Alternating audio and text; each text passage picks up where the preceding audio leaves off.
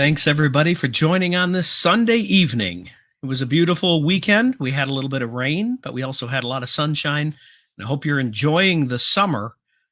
The days are counting down as we are here in August. I don't know how many of you were at our event on Friday, but it was an absolutely fantastic event. I want to give just a few seconds for people to join. But for those of you who were here, throw in a comment if you were there. Let us know how it affected you. But I can tell you it was one of the largest events I've ever attended at the Capitol. And according to Representative Maddock, it was the largest event he has seen there in years. The numbers obviously vary. All I can tell you, it was absolutely packed in the thousands. I can't tell you how many thousands, but I can tell you there were a lot of people that were joining together in belief that we have to support each other. We have to preserve our freedoms of individual rights and choices in regard to what some of these mandates who are attempting to be put on us. I'm going to be a bit careful today of what I say or speak on here for obvious reasons. As you know, many of these platforms are simply not allowed to say certain things. We're not allowed to post certain things. And so that is the reason that it is so vital, as we talked on Friday, for you to be able to join us and become a part of our email list, because there are things and resources we're only going to be able to provide you through email. It's not going to be able to be done through a social media platform or anyone that you can imagine or used to using. Email is a perfect way for us to communicate certain information. And for those of you that weren't there, I wanted you to know that we are going to be providing links to the speakers. Just want to go through with you some of the amazing group of speakers we had there. First of all, we had Pastor Jason Georges. He gave us an incredible message. I'm going to share a little bit of that with you in a bit. We had Professor William Wagner, again, a constitutional attorney, works with the Great Lakes Justice Center. For those of you that know, they've been defending many individuals and businesses through this entire pandemic and issue over the last year and a half. And he had some fantastic words for us. We had doctors, we had scientists who were talking about the truth in regard to what it is we faced over this last year. We had Representatives Sue Aller, we had Representative Matt Mad Dog Maddock, we had Senator Tom Barrett, and we had Representative Dare Rendon, all that came and talked about bills that have been put up, about areas in which they're fighting. These, as you know, are some of the most conservative that are in our legislature, and they are fighting with you and with me in order to instill the change that we wish to see in our state. We had Kristen Megan, we had Dr. Christina Parks, we had Tasha Surgeon, we had, and one of the greatest people that we had there was a student. You know, this is all about the next generation. It's going to be about the people that are going to fight for us and fight for themselves in the future. And PJ Sarati from Michigan State University, a 21-year-old who actually shared a message with us about what is happening at Michigan State University, how it's affecting him. He has, through Friday, and I'm sure that number has grown exponentially over the weekend, had obtained over 13,000 signatures from students, concerned citizens, staff, and even faculty from universities against these mandates that seem to be coming from these universities. But, you know, we control our destiny. We, the people, control our future. And what happened on Friday was we joined together in huge numbers to make a statement. First, to let each other know we weren't alone in our thoughts and where we're at, because as you know, the media will not share the truth. There were many great articles that were written about the event on Friday from the Epic Times, from even through MLive, the Detroit News. Several news stations played information. But what do? They play down the number of people. That's the first thing they do. There were a few hundred that gathered. I don't know what they were looking at, but there were thousands. They hadn't seen a rally like this, but they would focus from the back of the block and show a few people, or show close-ups of a handful of people that they wanted to show, because they didn't dare show the pictures and images that we shared with you, which was a sea of people with American flags, believing together, peacefully assembling and sharing our freedom of speech. And what we were expecting, both our legislature and those businesses and universities and those to allow us to do as individuals. Uh, so, secondly, what did we do? We provided information, clear, truthful information that, again, you cannot get in social media, you cannot get in print media, because it is literally refused to be able to be shared. It's hard to imagine, it's hard to believe, but everything you see is skewed, and most of the information you see around it is literally false information or is very much a part of the truth. The only way we get the truth is face to face, individually, and with a group of people, which is why it's so important that we join together, not just in large numbers at the Capitol, but in your own communities, making our voices be heard and our voices be known. But mainly, it's speaking up, it's standing up and doing it together. So we held a rally. We've held many rallies. I'm not a big fan of rallies. I understand the need of them. I understand the need for them. I understand that it does broaden our voice and allow our voice to be heard. And in some ways, it does share that information. It makes us come together, which is, again, an important way. It gives us courage and strength to stand up and to speak up. And that takes us to the next step. So I use these sports analogies, but I have to because I believe it is relevant. When we come together in large numbers like this, it's like coming to the stadium. We're all part of a big team. We're there to cheer on our team. We're there to cheer on the speakers, the players, the leaders, the coaches, the staff, as their names are announced and for what they say and how they play, and what it is they've done, what it is that they're committed to doing in the future. But I know that you know as well as I do that no matter how loud you are in the stands, you can affect the players on the field. And in some ways, you can affect the left, meaning you can affect the enemy. You can let them know that our voices are going to be heard. You can give courage to those that aren't there. But the game will only be won on the field. It will only be won with the individuals who make the choices on the field. And by encouraging them and doing what we did there, it was an important statement to the public, to the media. It was important to each other. We feel courageous, more courageous, as we leave and go back to our own communities. But now what? And that's why I put on here the call to action. Now what? The reason I say that is that unless what you heard there, unless the information you heard there, unless the resources we're going to provide you with are shared with hundreds and thousands of other people, it will not make a difference. Unless you are willing to stand up and speak up in your own community, where you work, and in the groups that you run in the churches that you're a member of, it will not make a difference. You see, we have to come out of the stadium. We have to get onto the field.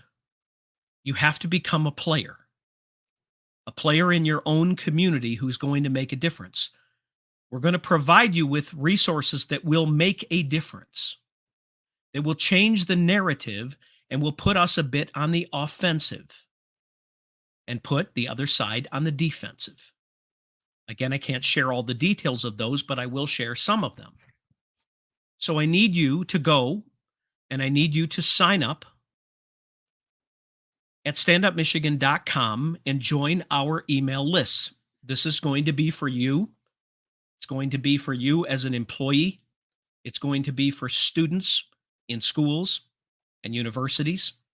And it's going to provide you, I think, a very important resource that if it is utilized by not just hundreds or thousands or tens of thousands, but hundreds of thousands of people in Michigan, we will see a change that is vital and important, and it needs to happen very soon. As you know, a lot of these mandates are coming if they haven't already been announced. But circumstances change. As people rise up, things change. And I believe that we can, the change we seek is there and available to us, but only if we are in and we become the masses and we speak with one voice and we demand change in what they're mandating. We have to fight for choice, freedom of our voices to be heard, freedom of choice in regard to what it is we do, choices we make for ourselves individually, and choices that we make for our children. That's where we are today. There's a lot more to talk about, and I'm going to get there too, but I want to talk about these resources. So we put together a group of letters. There is also in here a letter of instruction explaining what the 4 letters represent. Whether you are an employee that is being mandated, whether you have had the virus and have antibodies or an immune system response, there is a letter for that. If you've never been tested positive, there's a letter for that too. It runs the same way, 2 additional letters if you are a student at a place that there are certain mandates being asked of you. This will be whether you've been positive and had the virus, or whether you have recovered from this and have a natural immune response. And there'll be a second one if you've been tested but never been positive. The letters are just as effective, but different. There are resources within here, links, so that as you email these to individuals, there'll be links with factual information that we believe is relevant. We want you to tailor these letters to be personal. You'll see we've included some personal information in a paragraph at the beginning and end, but it is important for you to tailor it to the individual that you're sending it to, or the group, or the HR, or the department, or the president of a university, or wherever it is, or the healthcare system. Same story. We believe what this will do is require them to respond. Now, if we walk out the door and we quit and we don't enroll and we walk off of our jobs, we have not won the battle. Individually, you will have made a decision, an important one. And I'm not saying that that's not a decision that may need to be made. I want to make them make that decision. There are reasons for it. If you enroll, if you pay, you are believing that your letter, that your response, that your request for a response from them to these questions that you're going to be proposing to them will put you in a position of protecting your own interests. We believe that individually you have rights. We know you do. We believe that our own natural immune systems provide us some of those, and in other cases, it can be religious exemptions. In other cases, it can be simply the fact that there are unanswered questions in regard to the treatments they're asking you and mandating you to potentially make. Each of these letters, again, we are going to send by email. That means you have to go to standupmichigan.com and you have to sign up to receive these emails. You will see Stand Up Counties. It'll identify you by county, and that is so that we can reach out to you not just about this group of letters, but we will also have people from your own community who will be gathering together to make sure the voices are heard at school boards, at council meetings, at county commission meetings, because we need you to stand up not just once, but potentially daily, weekly, and monthly over these next few months in order for us to achieve maximum results for we the people. We are at a crossroads here. There is no more time to wait. A year ago, we sat back and allowed certain things to happen to us. We closed down our businesses. We stayed home. We didn't send our kids to school. We sent our kids to school with masks on. We let them participate in sports with masks on. We did many things that we are no longer going to tolerate. That can be the truth for all of us if we stand together. But it has to be in huge numbers. It has to be in huge numbers in every community. There are certain groups and communities and counties,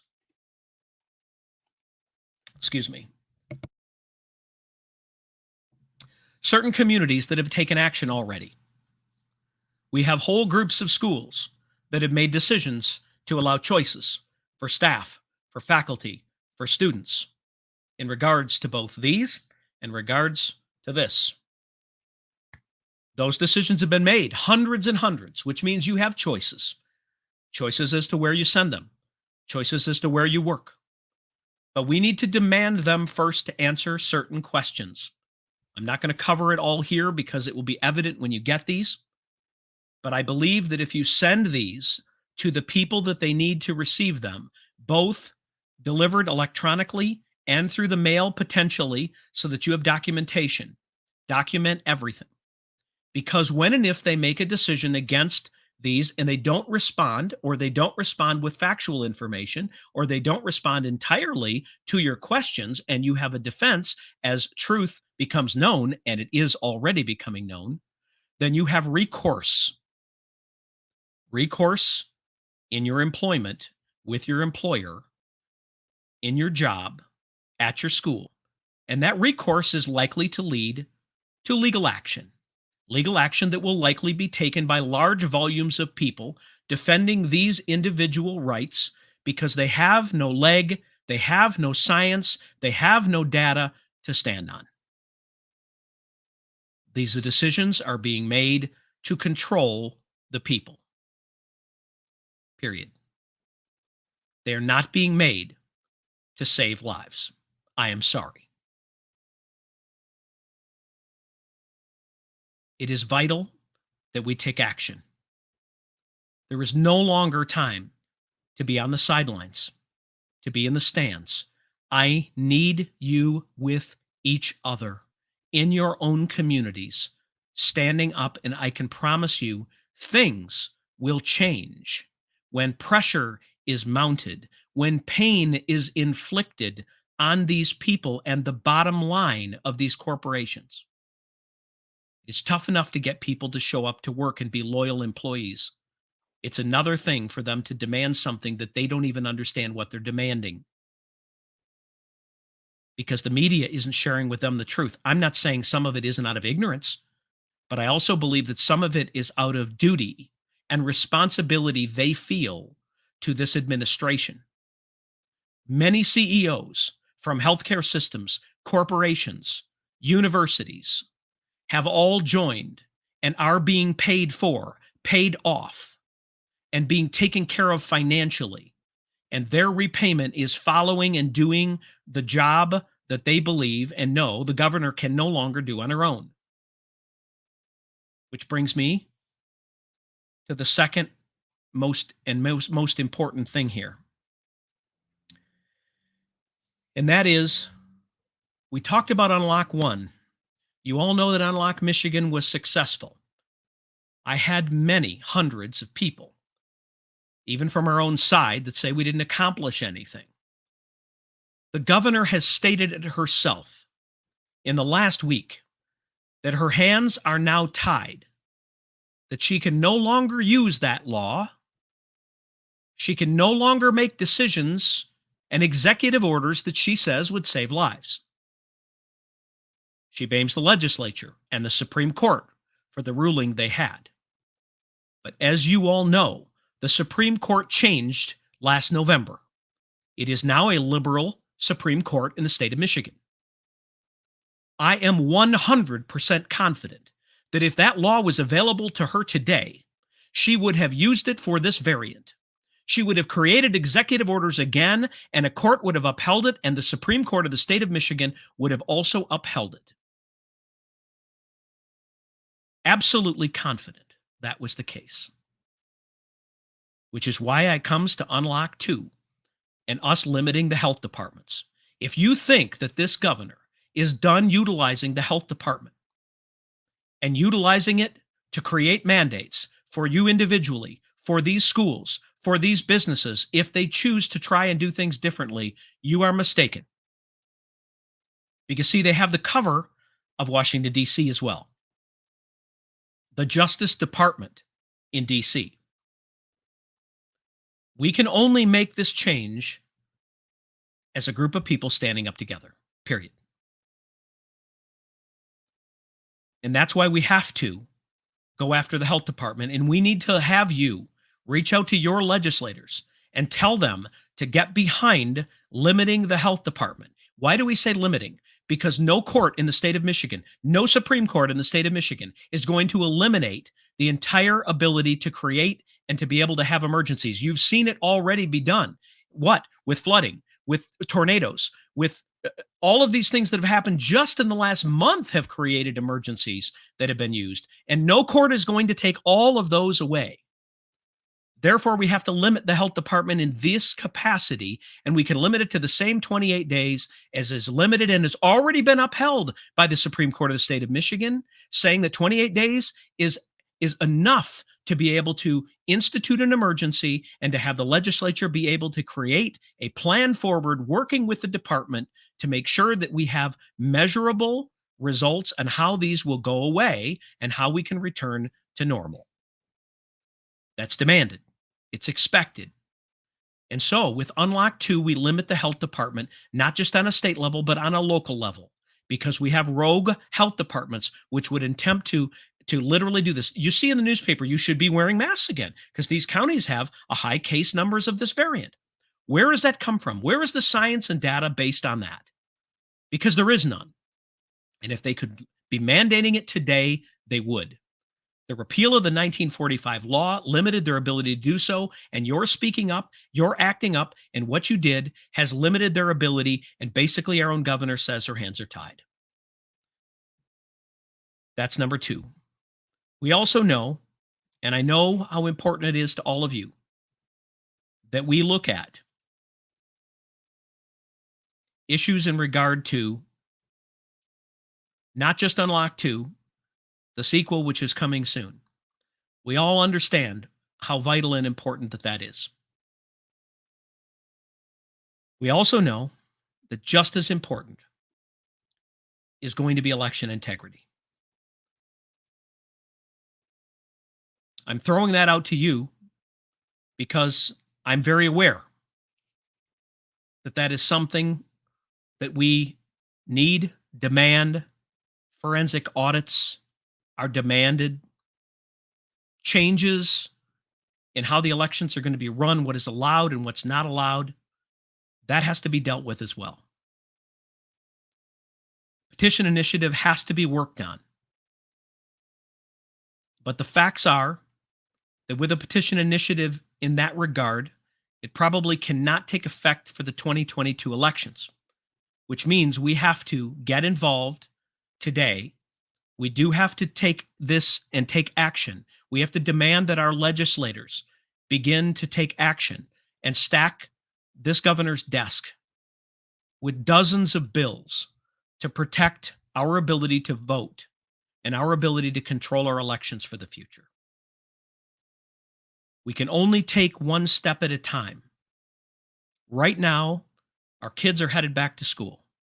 Right now, tomorrow morning, a lot of you are going back to work.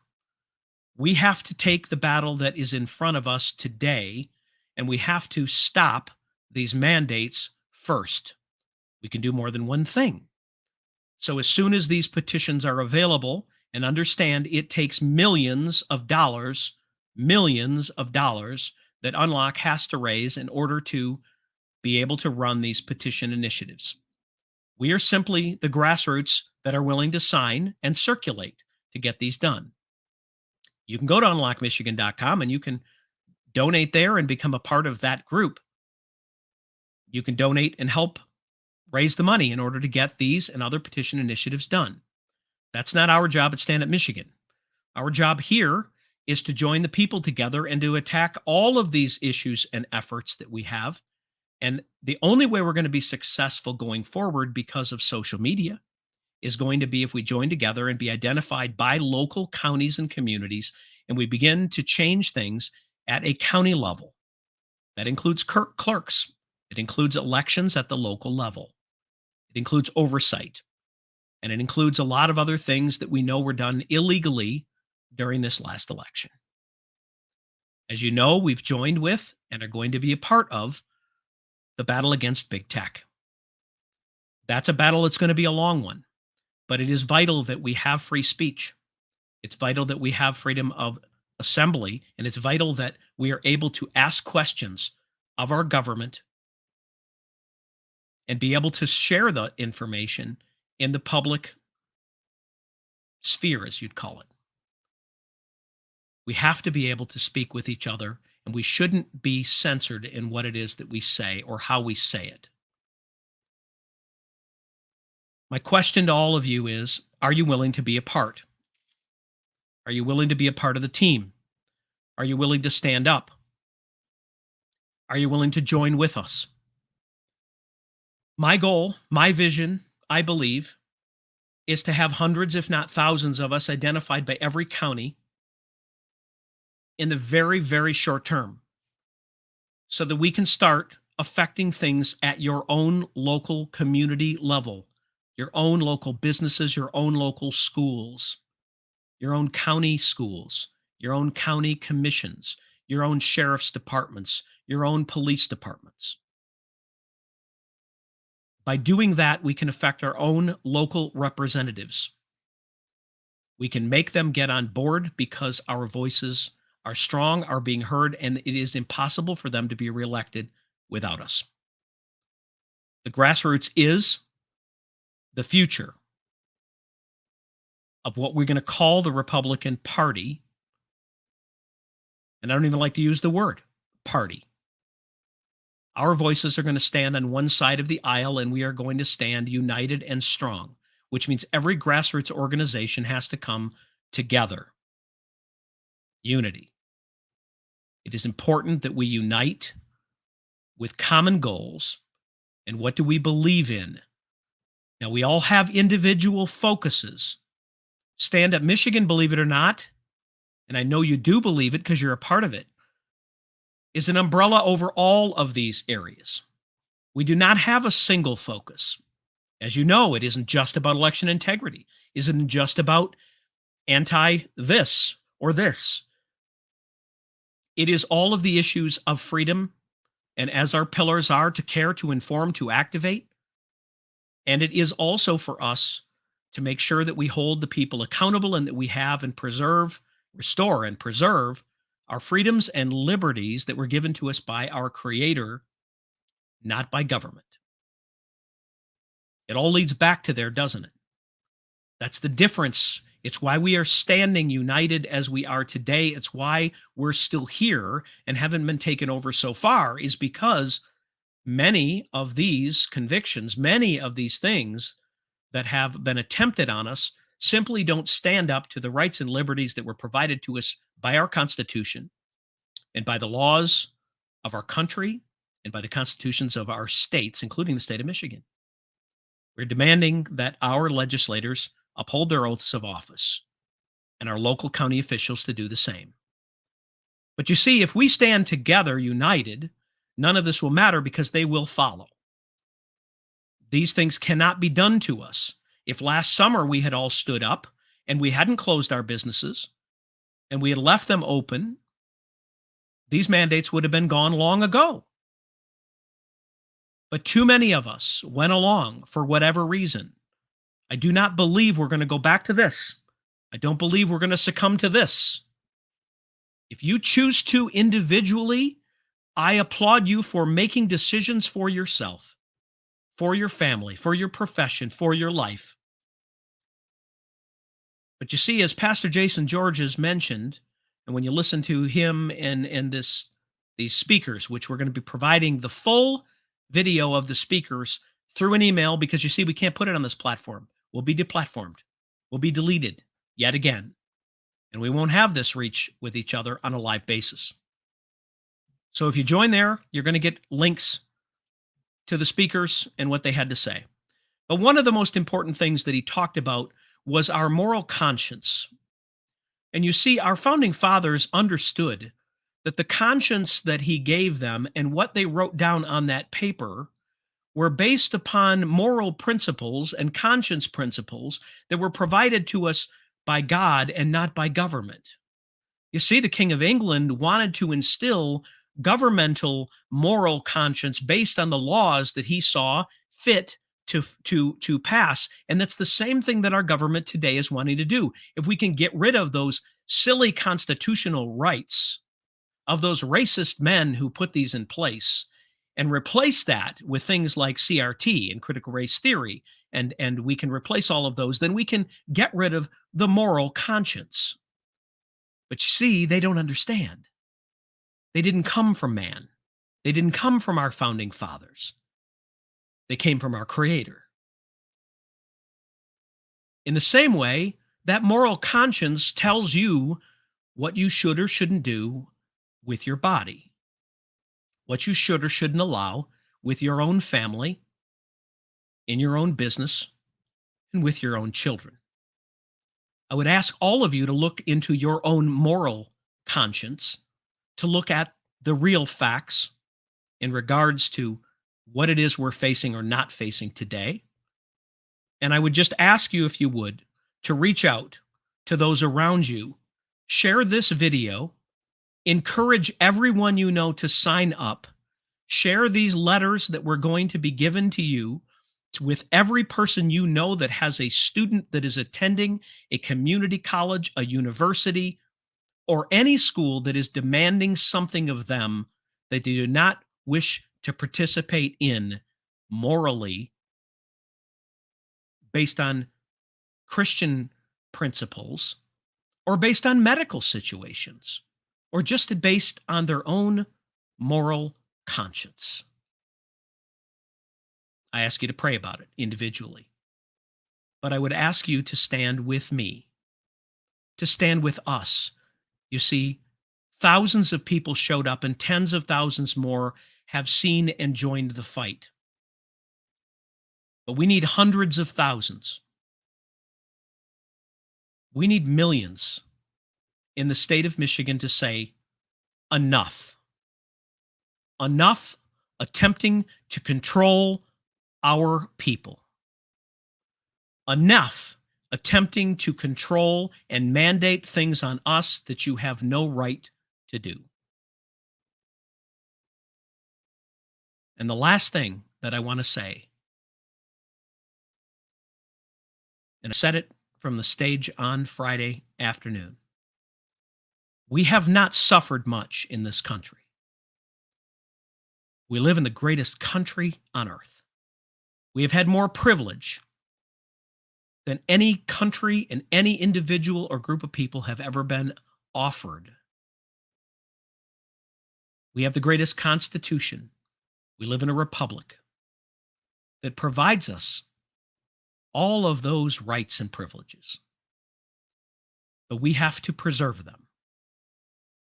You can read the statements we put up from Abraham Lincoln, from Thomas Jefferson, from many of those that signed the Constitution.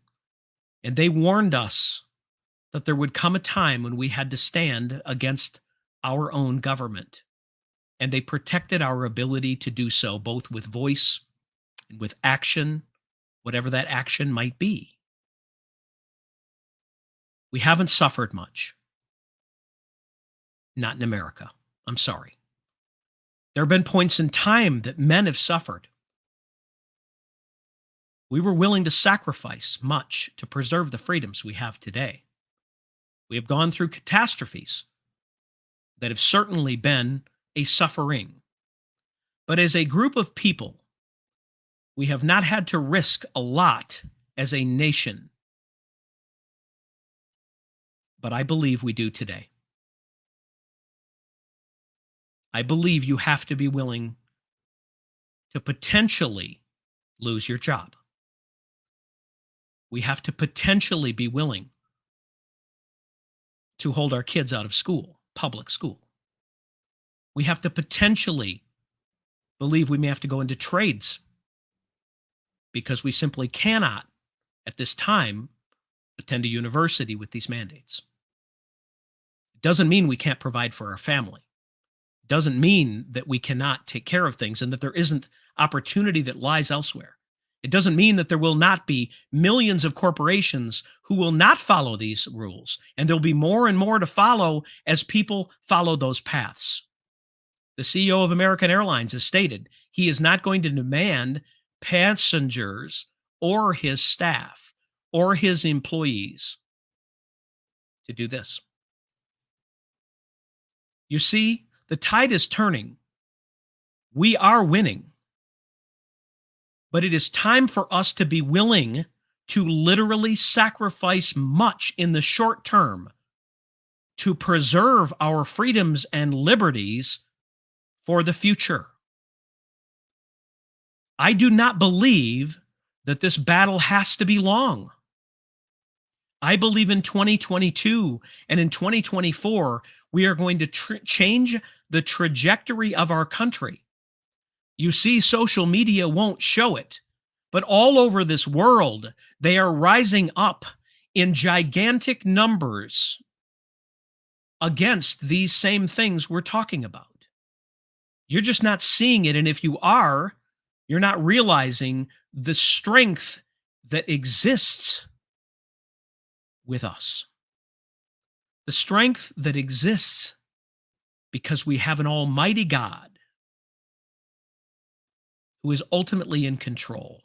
Evil will not prevail in America. Many things are considered by this governor to be a necessity.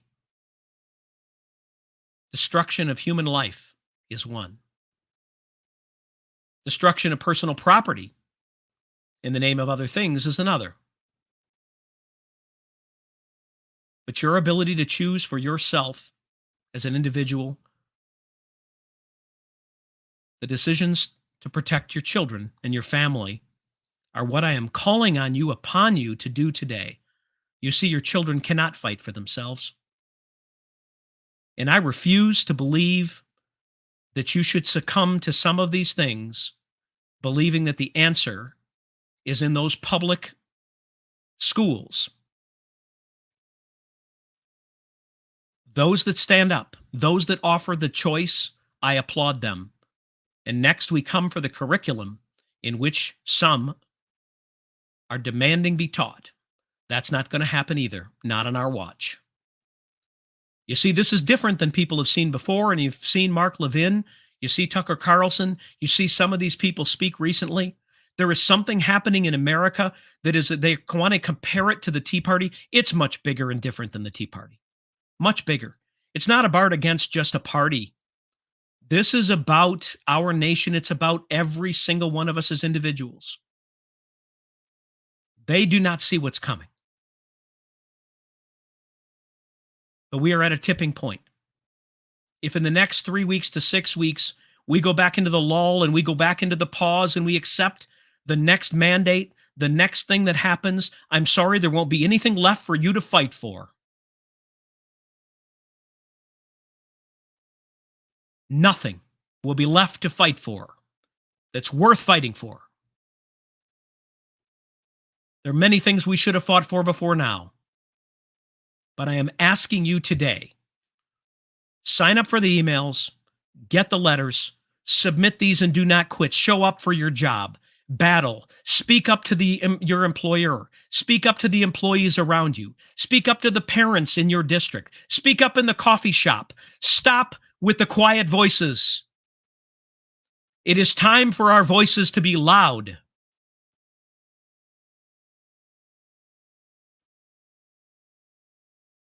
Peaceful, but loud. Protect your children.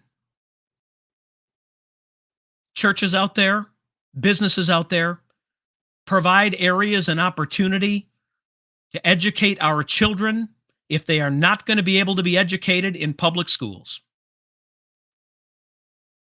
Public schools stand up against this, and I promise you, you'll be overflowing with students willing to learn. Parents willing to volunteer.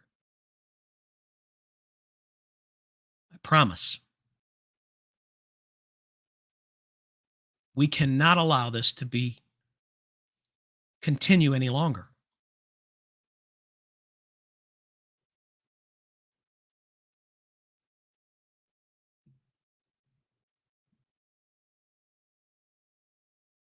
I've talked to you over 16 months about many, many subjects.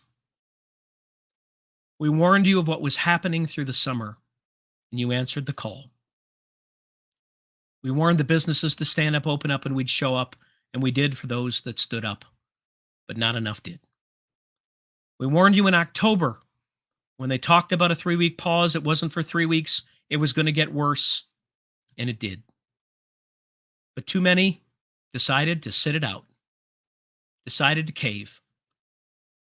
We told you that it wasn't enough for them to go back to school and to participate in sports, wearing something over their face. But too many of us did. Don't think we're going to this time. I pray to God we don't.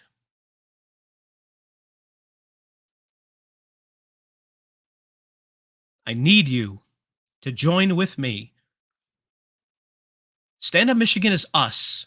I'm just a voice speaking for those that I believe are convicted by God, have the courage because of our founding fathers. But I need you. I need your voice.